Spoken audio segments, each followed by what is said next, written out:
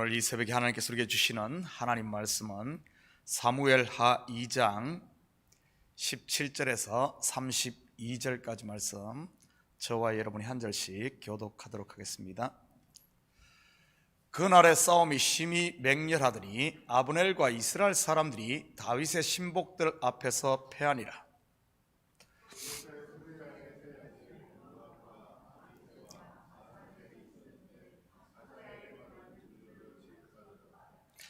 아사엘이 아브넬을 쫓아 달려가되 좌우로 치우치지 않고 아브넬의 뒤를 쫓으니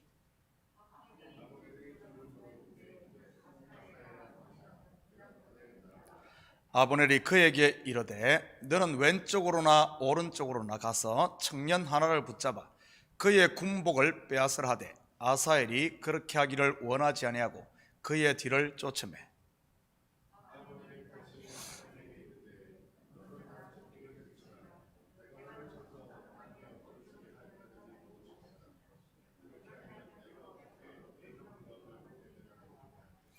그가 물러가기를 거절하며 아브넬이 창 뒤끝으로 그의 배를 찌르니 창이 그의 등을 꿰뚫고 나간지라. 곧 그곳에 엎드러져 죽음에 아사엘이 엎드러져 죽은 곳에 이르는 자마다 머물러 섰더라.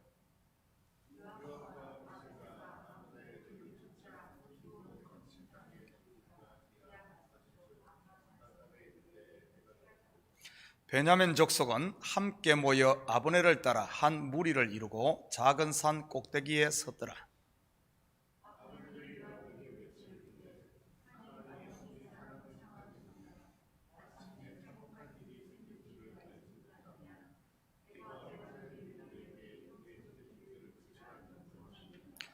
요압이 이르되 하나님이 살아계심을 두고 맹세하노니 내가 말하지 아니하였다면 무리가 아침에 각각 다 돌아갔을 것이요 그의 형제를 쫓지 아니하였으리라 하고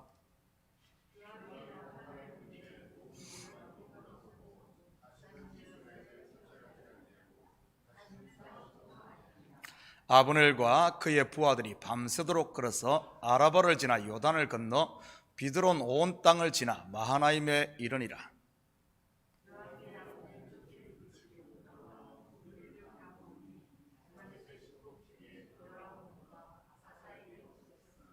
다윗의 신복들이 베냐민과 아브넬에게 속한 자들을 쳐서 360명을 죽였더라.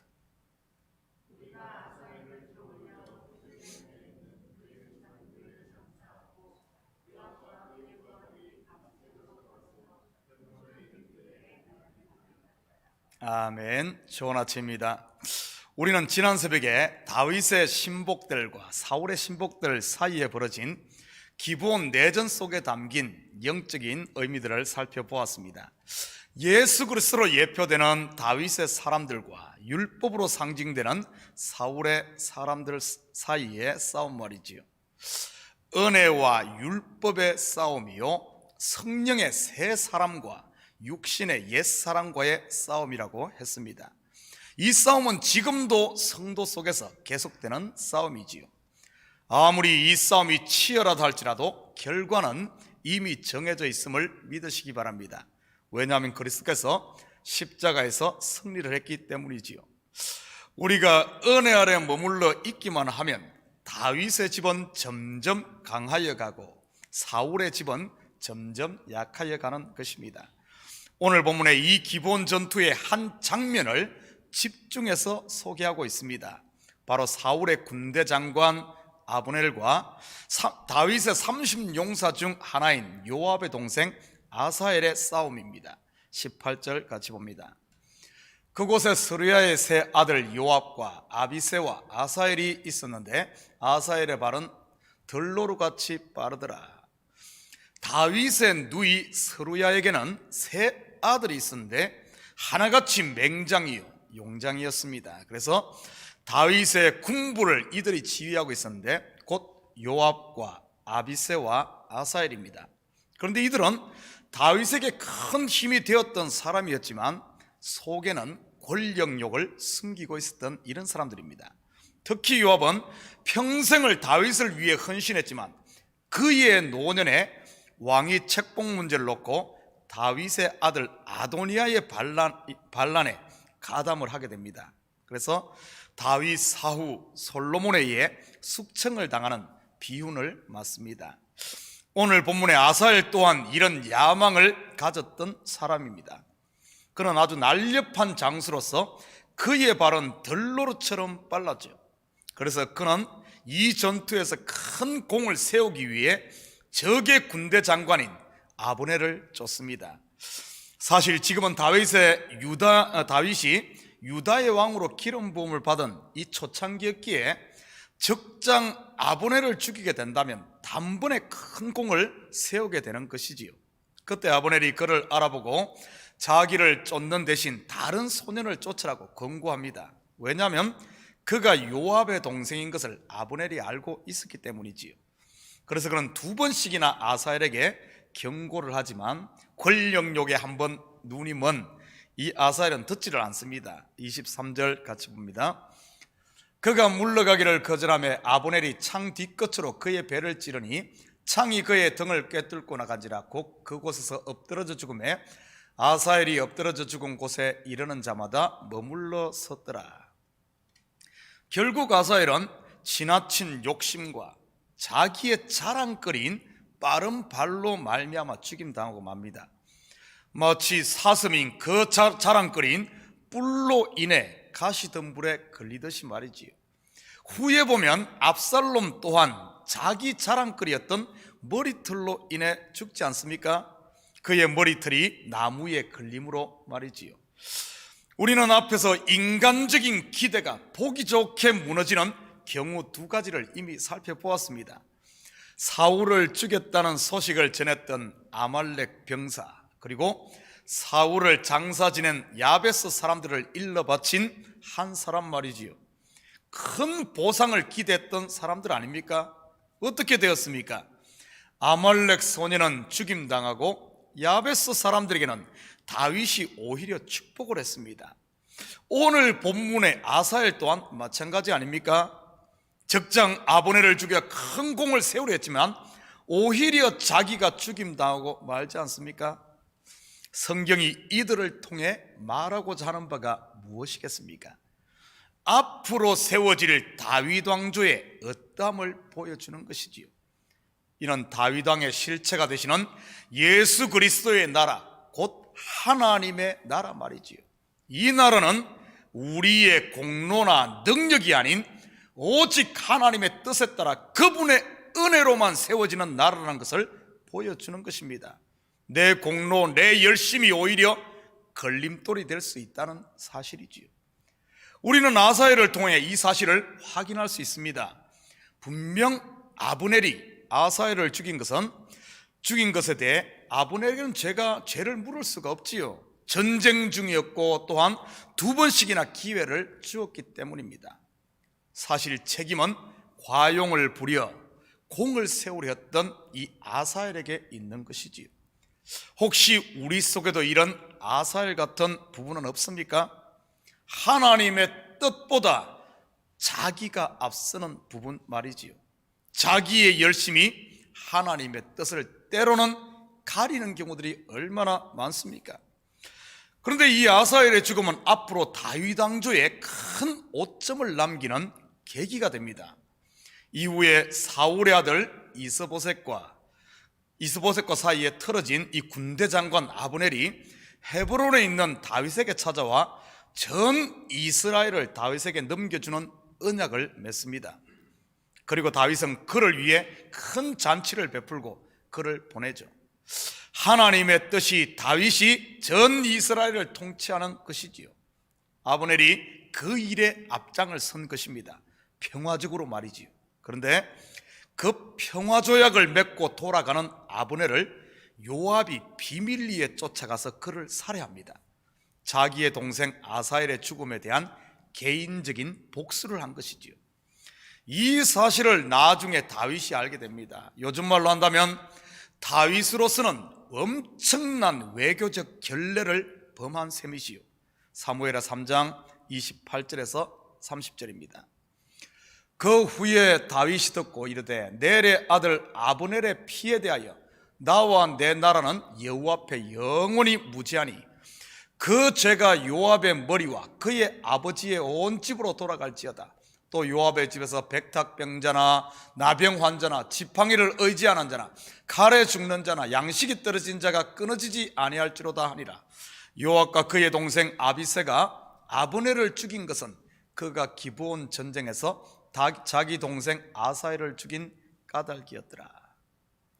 세상의 저주도 이러한 저주가 어디 있겠습니까? 그런데 더 기가 막힌 사실은 요압이 이러한 행동을 보고도 다윗이 어찌하지를 못했다는 사실입니다.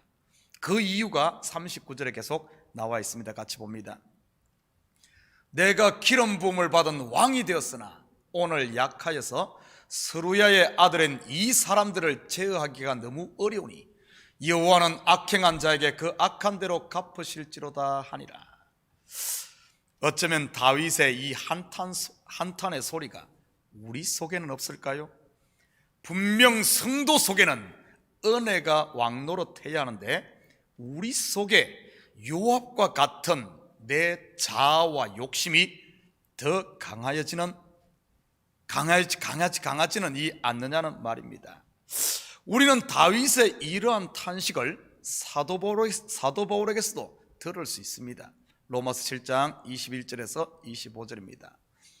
그러므로 내가 한 법을 깨달았노니 곧 선을 행하기 원하는 나에게 악이 함께 있는 것이로다. 내 속사람으로는 하나님의 법을 즐거워하되 내 지체 속에서 한 다른 법이 내 마음의 법과 싸워 내 지체 속에 있는 죄의 법으로 나를 사로잡는 것을 보는도다. 오호라, 나는 공고한 사람이로다. 이 사망의 몸에서 누가 나를 건져내랴. 우리 주 예수 그리스도로 말미암아 하나님께 감사하리로다. 그런즉 내 자신이 마음으로 하나님의 법을, 육신으로는 죄의 법을 섬기노라. 이런 가운데서도 다윗 왕조는 어떻게 됩니까? 더욱더 견고해져 갈 뿐 아니라 평강의 왕인 솔로몬에게로 왕위가 이어지고 결국 예수 그리스도에게로 이어져 영원하게 됩니다.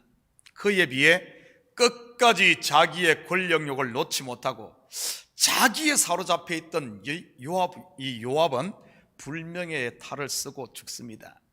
마찬가지로 우리 속에 남아있는 요압과 같은 육신의 법 또한 결국은 무너지게 되어 있지요. 로마서 8장 1절 2절입니다. 그러므로 이제 그리스도 예수 안에 있는 자에게는 결코 정죄함이 없느니 이는 그리스도 예수 안에 있는 생명의 성령의 법이 죄와 사망의 법에서 너를 해방하였습니다. 여러분 속에 있는 육신의 법인 요압 형제로 인해 괴롭습니까?